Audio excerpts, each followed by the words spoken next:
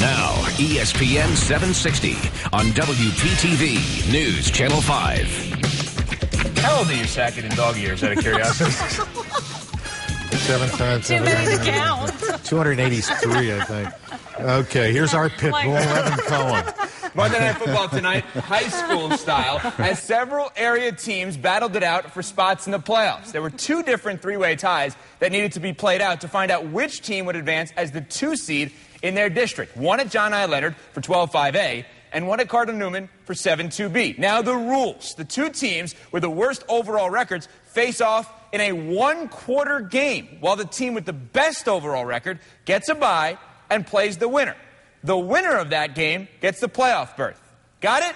Okay, good. Let's get to the action. Santa Lucia's taking on Royal Palm Beach in the first matchup, while John I. Leonard had a bye. Scoreless late in the game. Santa Lucia's trying to get into field goal range. Munchkin Young airs it out to Jordan St. Louis. He comes down with it and fights his way to the 15. It would set up the game-winning field goal from Chris Swimmer. As time expires, Santa Lucia's wins the first game 3-0. We move now to the second game with John I. Leonard taking on Santa Lucia's. Chiefs switching to their white jerseys. Lancers get the ball first. Marlon Joseph takes the handoff around the corner.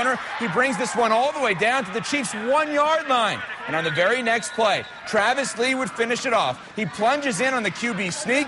John I. Leonard takes a 7-0 lead. And this game would be all answered. Leonard tacks on another touchdown late. They win it 14-0 and advance to the Class 12-5A playoffs. Now to West Palm Beach. Cardinal Newman now for the 7-2B tiebreaker. Newman had the bye, would look on during the first game as North Broward Prep would defeat Pinecrest. North Broward would get the ball first versus Newman, but the Crusaders would stop them and force a punt. Newman takes over, and on one of their first snaps, Xavier Swinton makes the play of the game, somehow catching the ball for the first down. Nearly intercepted. Crusaders would drive into Eagles territory and set up this. With 3 seconds to go, a 42-yard field goal for a spot in the postseason, and Ryan Houlihan hits it. Cardinal Newman wins. They advance to the Class 2B playoffs for the first time since 2006. Congrats, Steve Walsh and company.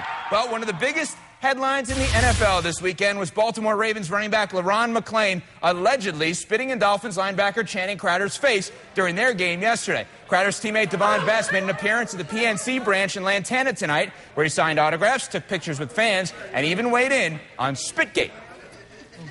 Me personally, I don't disagree with Crowder's, his feelings about it, because if somebody spit in your face, it's like a low blow, But for the most part, we just got to, handle ourselves as individuals. But, if you cross the line, you got to, kind of let your presence be felt, And that's just life in general.